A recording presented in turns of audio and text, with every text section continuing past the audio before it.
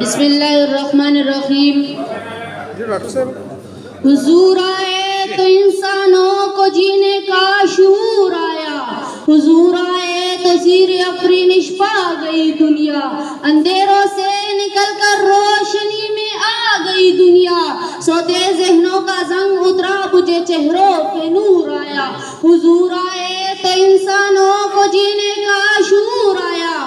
جناب صدر مجلس, محترم اساتذہ کرام اور میرے ہم مکتب ساتھیوں, السلام علیکم ورحمۃ اللہ وبرکاتہ. آج مجھے جس موضوع پہ لب کشائی کا موقع ملا ہے اس کا عنوان ہے حضرت محمد مصطفیٰ صلی اللہ علیہ وآلہ وسلم بحیثیت داعی امن.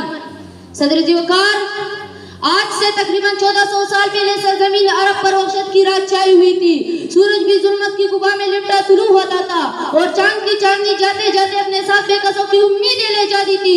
انسانیت ایک ایسی موڑ پہ کھڑی تھی کہ جس کی لاٹھی اس کی بینس کا قانون تھا. جہالت اس کرے عرض پر اپنے پندے اس طرح گاڑے کہ اشرف المخلوقات اپنے خدا کو تحریک کر کے ان کی پوجا کرنے لگے.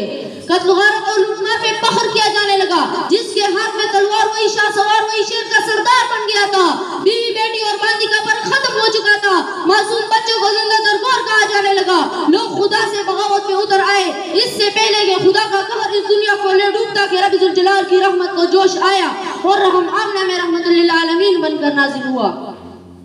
ہاں صدر علی وقار, 12 ربیع اول 571 عیسوی کو اس دنیا میں اس عظیم ہستی نے جنم لیا جس کے آنے سے دنیا کا دستور بدل گیا. اس نے نفرتوں کو محبتوں کے دہلیز پہ یوں قتل کیا کہ ایک دوسرے کے خون کے پیاسے دشمن ایک دوسرے کے لیے خون بہانے کو تیار ہو گئے.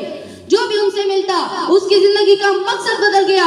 کوئی صدیق, کوئی یاسر, کوئی ذوالنورین, کوئی حیدر بن گیا اور کوئی اسد اللہ, کوئی سیف اللہ بن گیا. اور جو ان کے نکاح میں آئی وہ ام المؤمنین بن گئی. مشکل کے راستے آسان ہو گئے, مشکل کے راستے آسان ہو گئے. دشمن ہی دیکھ کر حیران ہو گئے. رکھا میرے نبی نے دنیا میں جب قدم, پتھر بھی کلمہ پڑھ کر مسلمان ہو گئے. عزیز ساتھیوں, خالق کائنات خود بھی رحمت ہے اور آپ کے عظیم محبوب بھی اب سلامتی میں کامل ہے, کیونکہ جانی دشمن بھی ان کے جان نثار بن گئے. اور پھر دیکھتے دیکھتے 1000 مربع میل پر عظمت خداوندی کا پرچم لہرانے لگا اور معمور عالم نور جگمگانے لگا.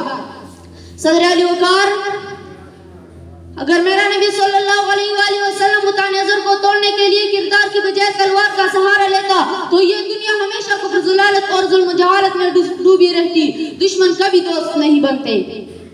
پھر دیکھو خطاب کے بیٹے عمر کو جو ہاتھ میں تلوار لے آیا اور دین و قوم کا علم پہ پلٹا, کیونکہ نگاہ مرد مومن سے بدل جاتی ہے تقدیریں.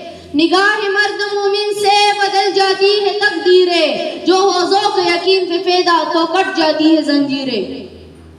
جناب صدر, ماہ ربیع اول کی سبحانی صبح والی ناران کی چٹیوں سے وہ سراج منیر طلوع ہوا. خدایم سلامتی کا نور پھوٹا کہ جس کی چکا چوم سے عرض سما جگمگا اٹھا. آسمان نے کہا میرا مالک آ گیا, زمین نے کہا میری رونق آ گئی, بے سہاروں نے کہا ہمیں سہارا مل گیا, یتیموں نے کہا ہمارا ولی آ گیا, غلاموں نے کہا ہمیں آقا مل گیا, نبیوں نے کہا ہمارا امام مل گیا, نماز کو سرور مل گیا, سجدے کو تقدس مل گیا, جبے کو سجدہ مل گیا, بے سہاروں کو سہارا مل گیا, بے قراروں کو قرار مل گیا, عاشقوں کو محبوب مل گیا, امت کو شریعت مل گئی, انسانوں کو رحمت کا سہارا مل گیا, مظلوموں کو حمایت مل گئی, غلاموں کو حکومت مل گئی اور اللہ کو رحمت للعالمین مل گیا. جناب صدر, کوئی فاتح ہو یا حکمران, ظلم و زیادتی اور انتقام پر ہی اس کی پہچان ہوتی ہے. لیکن میرا نبی صلی اللہ علیہ وآلہ وسلم فاتح بھی ہوا اور حکمران بھی, مگر کبھی ظلم و استعداد پر انتخاب نہ فرماتا اور نہ کسی سے انتقام لیا, حتیٰ کہ اپنے چچا کے قاتل کو بھی معاف فرمایا. جناب والا, بہت افسوس کی بات ہے کہ آج ہم ذہنی غلامی کا شکار ہے اور اس عہد میں جی رہے ہیں کہ جس ہر معاملے میں غیروں کو دیکھنا باعث فخر سمجھتے ہیں. آج مغرب کی تعلیم ہے کہ everything is fair in love and war, یعنی محبت اور جنگ میں سب کچھ جائز ہے. جب میرے آقا نے جنگ میں حدود قائم کیے اور حکم دیا کہ کسی کی فصل کو تباہ مت کرنا, آبادیوں کو نظریاتش مت کرنا, عورتوں اور بچوں پر ہاتھ مت اٹھانا, جو آپ کے مقابلے میں آئے اس پر ہی اپنی تلوار آزمانا. لاکھوں سلام ان کو دیا پیغام سکو طوفانوں کے رخ موڑ دیے. کیا کچھ نہ دیا اس داعی امن سلامتی نے انسانیت کو, دستور دیا منشور دیا, کئی رائے دی کئی موڑ دیے. آپ صلی اللہ علیہ وآلہ وسلم کی تعلیمات ساری دنیا کا حق ہے.